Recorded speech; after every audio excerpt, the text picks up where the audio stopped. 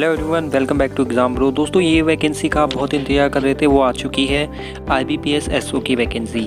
तो यहाँ पे institute of banking personnel selection जो है उसने अपना स्पेशलिस्ट ऑफिसर की वैकेंसी निकाल दी है। ये आपका जो स्पेशलिस्ट ऑफिसर की भर्ती है ये 11वीं वैकेंसी है। 11वां आपका एडवर्टाइजमेंट निकाला गया है जिसमें IBPS SO की वैकेंसी आई है।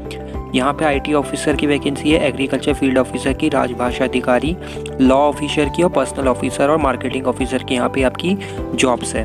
तो यहाँ पे जो वैकेंसी आई हुई है 1828 टोटल वैकेंसी है, 1828 यानी 1828 वैकेंसी टोटल यहाँ पर बताई जा रही है। इन वैकेंसी को आवेदन करने के लिए आपको 3 नवंबर से लेकर आप लोग 23 नवंबर तक आवेदन कर सकते हैं।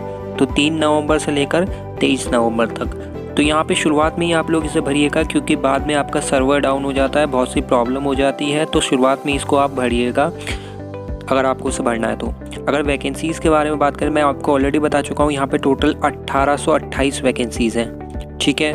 और यहाँ पे मैं आपको आगे और बताता हूँ इसके बारे में। अगर हम यहाँ पे कैटेगरी वाइज देखें कि आपका कैटेगरी वाइज नहीं, सॉरी पोस्ट वाइज हम देखें, तो यहाँ पे जो वैकेंसी डिवाइड करी गई है आपके सामने है स्क्रीन पर। IT ऑफिसर की 220 वैकेंसी है। देखिए, जो भी आपका SO होता है वो आपका स्केल 1 ऑफिसर ही होता है बैंक में, ठीक है। पर वो जो प्रोबेशनरी ऑफिसर से अलग काम होता है SO का, जो जैसा IT ऑफिसर हो गया आपका, agriculture, marketing officer, HR, law officer, राजभाषा अधिकारी।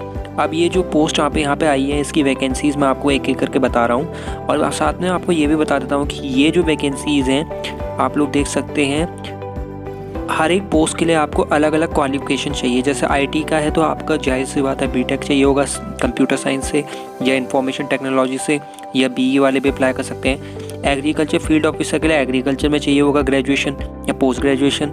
मार्केटिंग ऑफिसर के लिए आपका MBA चाहिए होगा मार्केटिंग में। तो ये सब आपका रहेगा, उसके बारे में आपको आगे बताऊँगा डिटेल में। तो यहाँ पे 220 वैकेंसी IT ऑफिसर की है। 884 वैकेंसी जो है, 884 वैकेंसी एग्रीकल्चर फील्ड ऑफिसर की है। 535 वैकेंसीज आपकी मार्केटिंग के लिए है, मार्केटिंग ऑफिसर के लिए। HR पर्सोनल ऑफिसर की 61 वैकेंसी है, 61, ठीक है। लॉ ऑफिसर की आपकी 44 वैकेंसी है, 44, और 84 वैकेंसी आपकी राजभाषा अधिकारी की है, ठीक है। अब यहाँ पे सबसे पहले मैं आपको बता देता हूँ इसकी एलिजिबिलिटी क्राइटेरिया। तो यहाँ पे एज लिमिट जो रखा गया है आपका, वो 20 से लेकर 20 रखी गई है। मिनिमम जो एज रखी गई है 20 रखी गई है, और मैक्सिमम 30 रखी गई है। यानी कि आप लोग 20 साल से लेकर 30 साल तक इसको आवेदन कर सकते हो, ठीक है। 20 साल से लेकर 30 साल तक आवेदन यहाँ पे कर सकते हो। अगर आप लोग SC ST से हो तो आपको 5 साल का रिलैक्सेशन मिलेगा एज में, यानी कि आयु में आपको छूट मिलेगी। आप लोग 35 तक भर सकते हो, ठीक है।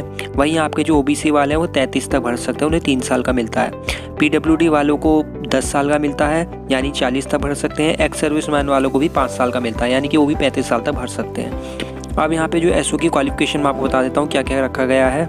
जैसे मैंने आपको बताया था, जिस फील्ड के लिए आप लोग चूज़ करते हो स्पेशलिस्ट ऑफिसर, तो उसके लिए आपको अलग अलग हिसाब से आपको एजुकेशन क्वालिफिकेशन चाहिए।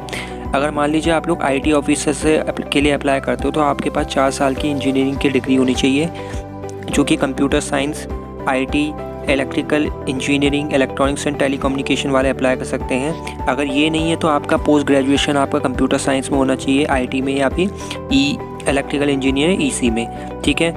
या फिर आपने जो ग्रेजुएशन पास करी हो उसके साथ में DOEIC का B लेवल का आपके पास सर्टिफिकेट हो, तो आप लोग यहाँ पे अप्लाई कर सकते हैं इस वैकेंसी के लिए, IT ऑफिसर के लिए। अब बात करते हैं आपका एग्रीकल्चर फील्ड ऑफिसर की।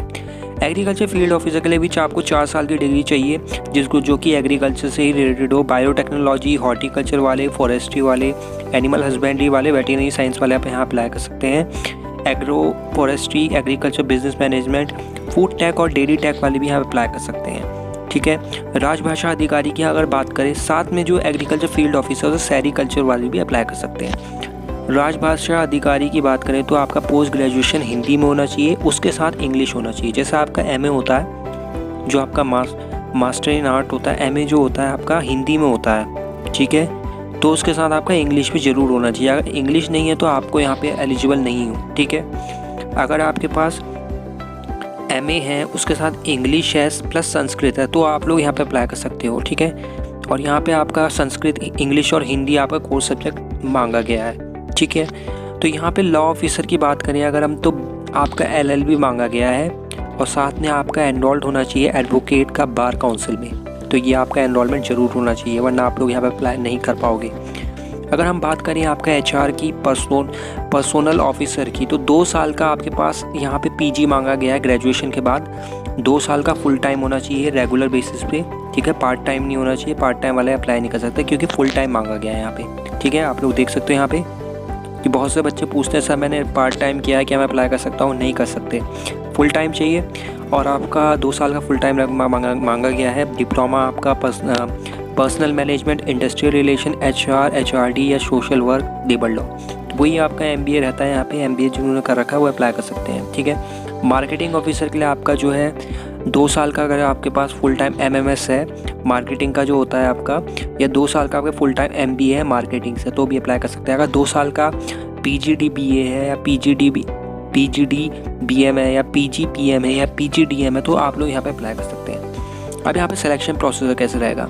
सेम वही है, आपका पूरा प्रोसेस जो है आपका प्रोबेशनरी ऑफिसर में होता है, ठीक है। क्या होता है उसमें? आपका प्रीलिम्स होता है, प्रिलिमिनरी एग्ज़ाम होता है आपका, फिर उसका मेंस एग्ज़ाम होता है, फिर इंटरव्यू होता है। तो प्रीलिम्स होगा, फिर मेंस होगा, फिर इंटरव्यू होगा।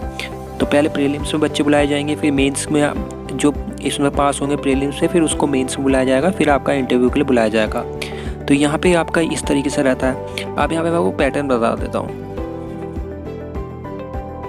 अब यहाँ पे आपको सबसे इम्पोर्टेंट जो डेट याद रखनी है कि आपका कब इसका एग्ज़ाम होगा और कब इसके आपके प्री के एग्ज़ाम होंगे, कब मेंस होगा। तो ये बहुत अच्छी चीज़ है जो IBPS में शुरुआत में ही बता दी जाती है, ताकि बच्चे अपनी प्रिपरेशन उसके अकॉर्डिंग कर सकें। तो काफ़ी अच्छा यहाँ पे हेल्पफुल रहता है। काश यही तरीका रेलवे अपनाता तो आज रेलवे की इतनी बुरी स्थिति नहीं होती, ठीक है। चलो उस टॉपिक को छोड़ते हैं, हम यहाँ पे बात करते हैं प्रीलिम्स का। आपका जो अवेलेबल डेट रहेगी, जो एग्ज़ाम रहेगा आपका दिसंबर 2021 में ही रहेगा, ठीक है, दिसंबर में होगा। यहाँ पे आपका प्रीलिम्स के हॉल टिकट जो अवेलेबल रहेंगे वो दिसंबर में हो जाएंगे।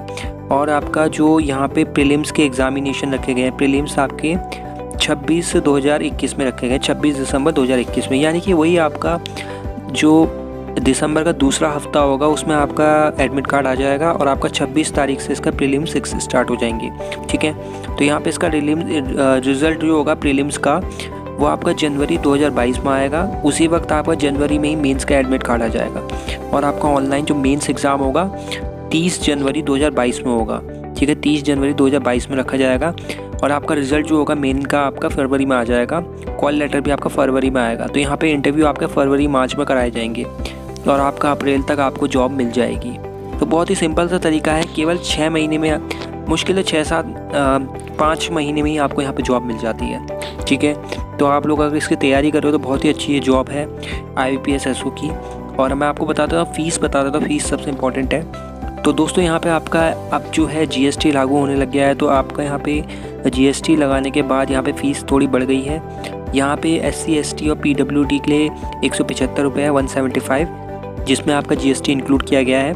इसके अलावा जो आपका है 850 आपका GST रखा गया है ऑनलाइन अदर एप्लीकेशंस के लिए, तो 850 रखा गया है, ठीक है।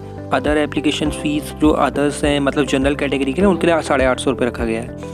अब यहाँ पे हम बात करते हैं आपको कैसे आपका SO का नोटिफिकेशन डाउनलोड करना है। SO का जो नोटिफिकेशन है आपका IBPS का है, उसमें आपको एक चीज़ का ध्यान रखना है कि आपको जब भी करना है आपको अप्लाई ऑनलाइन करना है, जिसका लिंक मैं आपको दे दूंगा। 3 नवंबर को उसका लिंक एक्टिवेट हो जाएगा।